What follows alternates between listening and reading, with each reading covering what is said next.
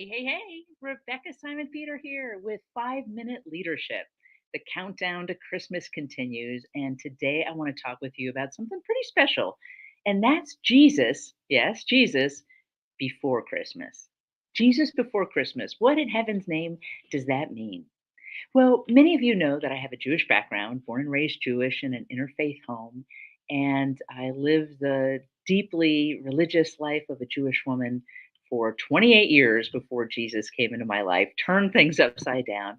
So I've spent a lot of time immersed in Jewish life, Jewish history, Jewish religious practice, Jewish culture, and now many, many years immersed in Christian life.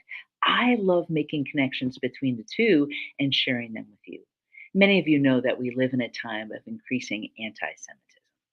Anti Semitism is ugly because anti Semitism is anti Jesus.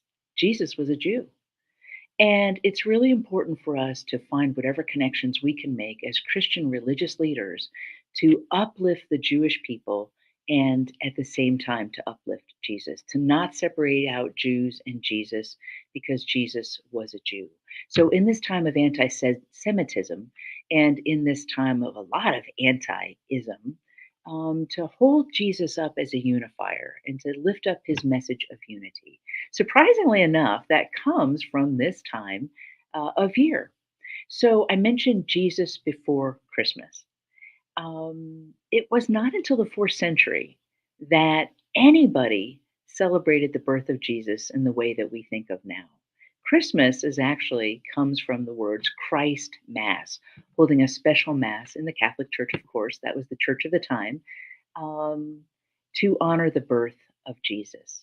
When you think about it, in the Old Testament, the Hebrew Bible, many, many, many of Jewish religious holidays are laid out in the Bible. You want to know what holidays there are? You look in the Hebrew Bible, you look in the Old Testament. It lays out how to honor the Sabbath, it lays out how to honor Passover, it lays out how to honor Rosh Hashanah and Yom Kippur. These things are in the Bible.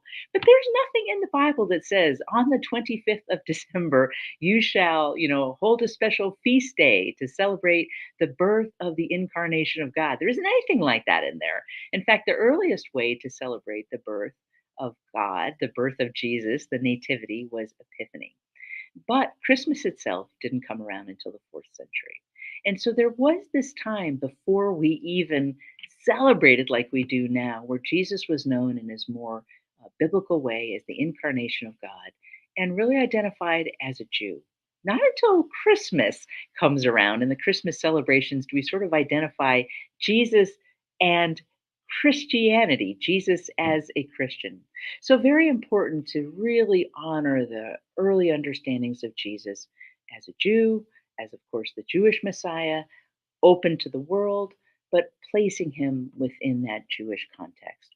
Also, if it wasn't for a very little known holiday at the time that we now know pretty well because it comes at the same time as Christmas, that's Hanukkah, there would not be any Christmas. There wouldn't be Jesus because Hanukkah, which took place about 165 years before the birth of Christ, was a holiday that celebrated um, religious freedom and that celebrated um, the winning of God's light over the oppressive forces of darkness that would extinguish the flame of Judaism, and through that, it extinguished the flame of God and the knowledge of God through the religion of Judaism.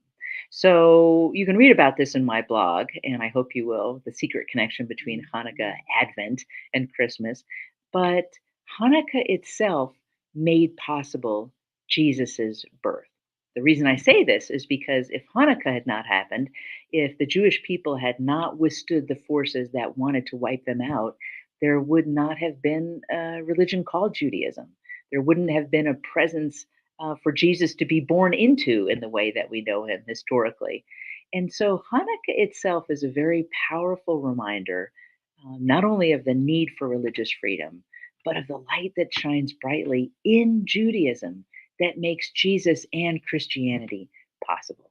So important for us to remember these connections during these days when people would want to separate out Jews and Christians, lift up one over the other, and use hate as a mask for love, for unity. So don't let the forces of evil, the forces of darkness, the forces of divide and conquer keep you from the message of unity that comes forth, because it was on the Feast of Dedication, which is another name for Hanukkah, that Jesus proclaimed his most famous message of unity. I and the Father are one. You can read about it in the Gospel of John. It's just one or two lines that are there, but it's actually referring to Hanukkah and to this minor Jewish holiday that makes possible the major Christian one in which we celebrate the birth of Jesus.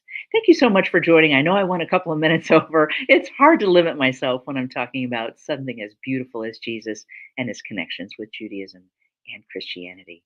May this be a blessed Advent season for you. Share and like this. There will be others that need to hear this message. And join me next week for more of 5 Minute Leadership. Thanks so much.